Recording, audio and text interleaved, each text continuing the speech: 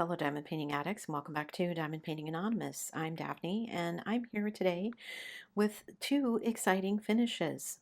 If you follow the channel, you know that I bought some inexpensive kits at Hobby Lobby, and I have completed two of them, so I wanted to share them with you guys. Neither kit came with stickers, so I had to scan the DMC Legend schematic into my computer, and then I printed it out with paper and I made my own stickers with my Xyron. Now, the one of them that I finished, I don't want to say which one, came with this little cardboard thing that I could have used. It was easier just to make my own stickers. So I have stickers or drills left over from both kits, and you can see I didn't run out of anything. These were multiples of this color because that was the background color of that particular kit. But I have plenty of leftovers. I didn't save my trash. There was minimal trash with both of these, mostly because they're small kits. Let me go grab the canvases and we'll look at those. So the first one that I want to show you is the Flamingo. And this one had 22 colors. This one had more colors than the other one, even though the other one was larger. This one is, I think, roughly 30 by 40-ish, somewhere in there. And it took me probably around 8 hours to complete. Round drills, plenty of multi-placing. You can see all the white here. There was plenty of multi-placing, some multi-placing in the flamingo itself, but super cute. Have my little flamingo washi tape here. So the picture carries on off the edges of the painting, so that if you want to take off the washi tape and then frame it, you don't have to worry about anything showing because it's the same color as all the colors of the kit. So that's nice. I will say I was not a huge fan of the kind of canvas here. It actually feels like canvas, not like a fabric. It was really hard to get all of the waves from where it was rolled up out of it. It still wants to curl up a little bit at the end, but that's where the legend is, and that will likely get cut off anyway, so I'm not going to worry too much about it. So there's the flamingo.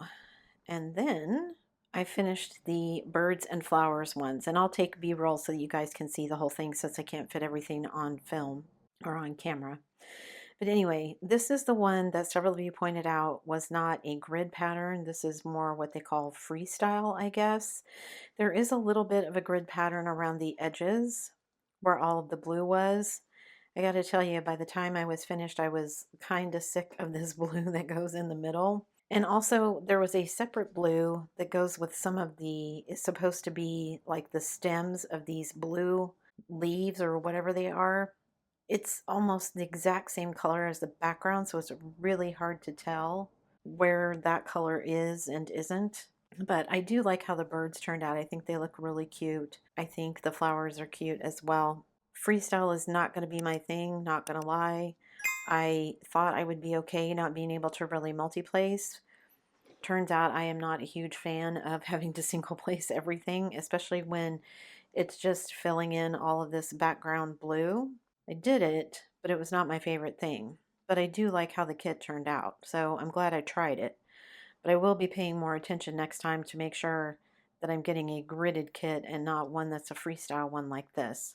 This one is roughly 30 by 45, and this one took me about 11 hours to complete. So there you have it. This one is probably about the same kind of fabric as the flamingo, but this one, the not creases, but just the rolls in it where it had been rolled up in the box came out much cleaner. It lays much flatter than the flamingo does. Where the drills are lays pretty flat, but like I said, the edges of the flamingo here still want to curl up. So, but yeah, I finished both of these, and that means I have two more finishes to add to my total for the year, so I'm super happy about that. I'm planning to start the flower bouquet, but that's the one that is square and is a partial, so I don't know when I'm going to get to that because we are almost to the beginning of our diamond paint along in August for our water theme, which means I'm going to be starting the mermaid. So make sure you have your kits ready for that, and let me know what you think down below. Were these kits worth $5? I definitely got more than $5 worth of enjoyment out of both of them, so I think they were worth it. If you're looking for just a small, inexpensive project, do you have a Hobby Lobby local? I don't, unfortunately, but if you do, then you can go to Hobby Lobby and just pick up some of their Studio Delight house brand diamond paintings for $5 each and have some fun diamond painting. That's it for me today, guys. Thanks so much for sticking around till the end of the video. Before you leave, don't forget to do all the things. If you like this video, give it a thumbs up.